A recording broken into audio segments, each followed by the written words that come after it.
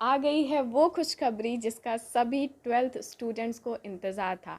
Exams cancel. Hello everyone, welcome back to the helping hand. मैं श्रेया राय आज आप लोगों को बताने जा रही हूँ कि वैसे तो सबको पता ही होगा कि बोर्ड एग्ज़ाम्स कैंसिल हो गए।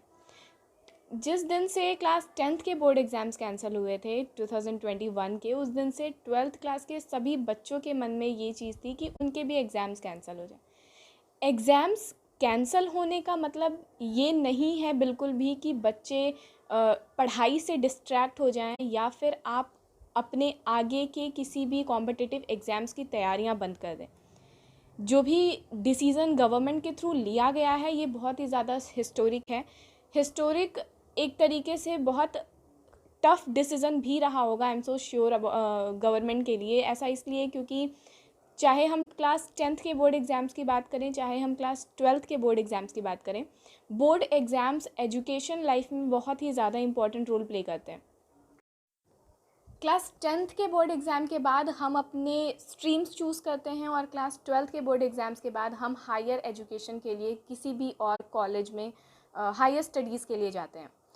इसीलिए 12th के एग्ज़ाम्स और 10th के एग्ज़ाम्स बहुत ज़्यादा इंपॉर्टेंट होते हैं। तो बहुत जेन्युइन सी बात है कि जो बच्चे इस बार क्लास 10th और 12th में थे, जिनके एग्ज़ाम्स कोविड की वजह से कैंसिल हो गए, उन्होंने बहुत सारी चीज़ें मिस कर दी हैं। बहुत सारी चीज़ें मिस करने का मेरा मतलब ये है कि देखो, on the basis of health के हिसाब से जो डिसीज़न गवर्नमेंट के थ्रू लिया गया है ये बहुत ही ज़्यादा सही है, क्योंकि इन बच्चों के हेल्थ के साथ कोई रिस्क नहीं लिया जा सकता। लेकिन बहुत सारी और क्राइटेरियाज़ को या बहुत सारी और बेसिक्स को अगर हम देखते हैं इस चीज़ में, तो 10th और 12th के बच्चों ने काफ़ी कुछ मिस किया है। ठीक है, जो शायद वही लोग जान सकते हैं जो 10th और 12th के पेपर को ऑलरेडी दे चुके हैं। अब देखो, जो हुआ वो हुआ, कोविड-19 की वजह से ऑलरेडी बहुत सारी चीज़ें रॉन्ग वे में जा चुकी हैं। तो 10th और 12th के पेपर जो कैंसिल हुए हैं, अब बच्चों के मन में सिर्फ यही क्वेश्चन रहेगा कि वो एग्ज़ाम्स अगर एग्ज़ाम्स नहीं हो रहे हैं तो उन्हें मार्क्स किस बेसिस पे मिलेंगे, या फिर उनके रिज़ल्ट्स किस बेसिस पे आएंगे, या फिर जिन बच्चों ने काफ़ी ज़्यादा तैयारी ऑलरेडी करके रखी हुई थी वो बच्चे अगर अपने नंबर से सेटिस्फाई नहीं हुए तो क्या।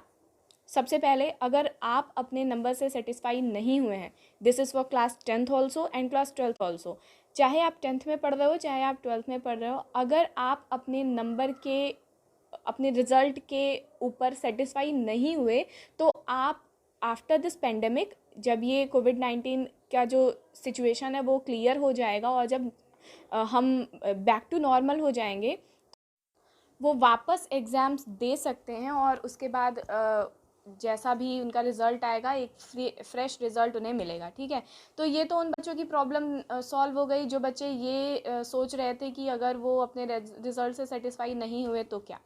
अब हर वो बच्चा जो 12th का पेपर दे रहा होता इस बार, अगर पेंडेमिक नहीं आता तो उनके दिमाग में ये क्वेश्चन होगा कि रिज़ल्ट्स किस क्राइटेरियाज़ पे मिलेंगे। अभी तक यानी ट्यूसडे तक, जब तक ये वाला हमारा न्यूज़ अनाउंसमेंट हुआ था, तब तक ये क्लियर किया गया था कि पिछले 3 साल के जो भी इंटरनल असेसमेंट्स के रिज़ल्ट हैं, यानी आप 9th में, 10th में और 11th में आपने जिस तरीके का परफॉर्मेंस अपने स्कूल में किया हुआ है, आपके जो इंटरनल असेसमेंट्स के मार्क्स हैं, उस बेसिस पे इवैल्यूएशन करके आपको नंबर मिलेंगे। और ये डिसाइड किया गया था। लेकिन आज यानी थर्सडे को एक पिटीशन फाइल किया गया है कि किस ऑब्जेक्टिव क्राइटेरियाज़ के ऊपर आपके रिजल्ट्स अनाउंस होंगे। अभी तक में ये डिसाइडेड है कि क्लास 9th, 10th और 11th के जो भी इंटरनल असेसमेंट के मार्क्स हैं, या आपकी जो एक्टिविटीज़ रही हैं स्कूल में, जो परफॉर्मेंस रही हैं, उनके हिसाब से एक इवैल्यूएशन स्कूल बोर्ड को देगा और उसके हिसाब से आपके रिज़ल्ट डिसाइड होंगे। लेकिन जो क्लियर क्राइटेरिया है वो अभी तक डिसाइड नहीं हुआ है। आज जो भी पिटीशन में रिज़ल्ट निकलेगा उसके हिसाब से वो चीज़ क्लियर होगी, क्योंकि 9, 10th और 11th में काफ़ी सारे ऐसे बच्चे होते हैं जो 12th को 12th में ही आके सीरियसली समझते हैं या सीरियस लेते हैं, इसलिए शायद 9, 10th और 11th के नंबर को इसमें काउंट करना थोड़ा सा जायज़ नहीं होगा। लेकिन फिर भी जो भी गवर्नमेंट डिसाइड करेगी दैट विल बी ओके, वो सही ही होगा स्टूडेंट्स के फ्यूचर के लिए और उनके रिजल्ट्स के लिए। तो जो भी कुछ अपडेट आएंगी वो अपडेट मैं आपको एज सुन एज़ पॉसिबल देने की कोशिश करूँगी। Till then all the best to all the students, चाहे वो स्टेट बोर्ड में हो चाहे वो सेंट्रल बोर्ड में हो, क्योंकि अभी तो सेंट्रल बोर्ड ने और कुछ ही स्टेट्स ने अपना ये अनाउंस किया है कि एग्ज़ाम्स नहीं होंगे, लेकिन आई एम सो श्योर बहुत ही जल्दी सारे स्टेट गवर्नमेंट ये अनाउंस कर देगी कि एग्ज़ाम्स नहीं होंगे, एग्ज़ाम्स कैंसिल हो जाएंगे।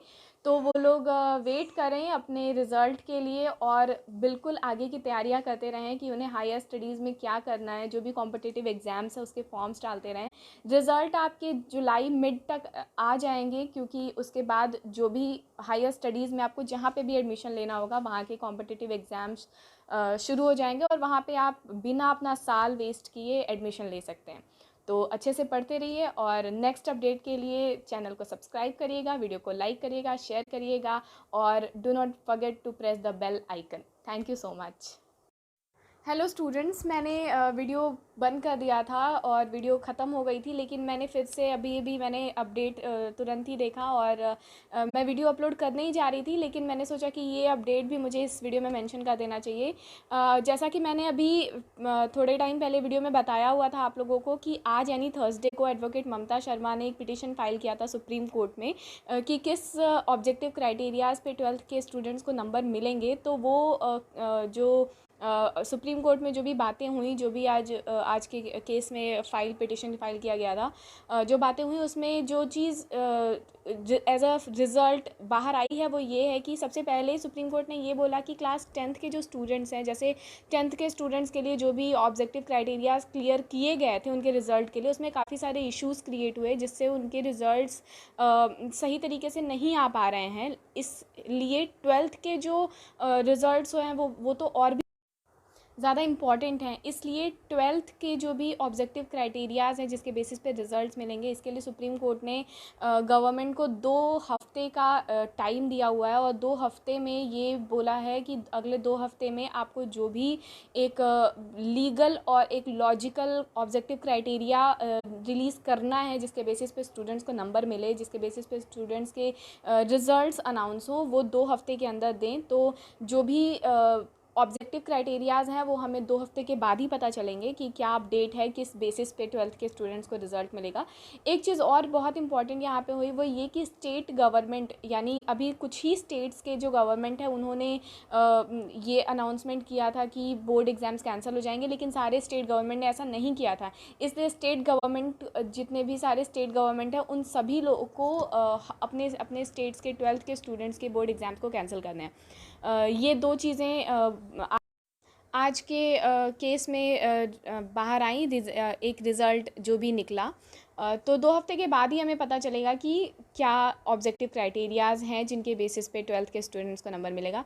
तो अभी के लिए फ़िलहाल इतना ही, फिर जब नेक्स्ट अपडेट मिलता है तो मैं एज़ सुन एज़ पॉसिबल उस नेक्स्ट अपडेट को आप लोगों को दूँगी।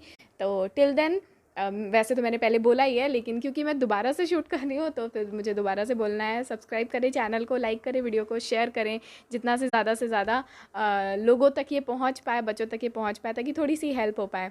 Okay, thank you so much. Stay safe, stay happy.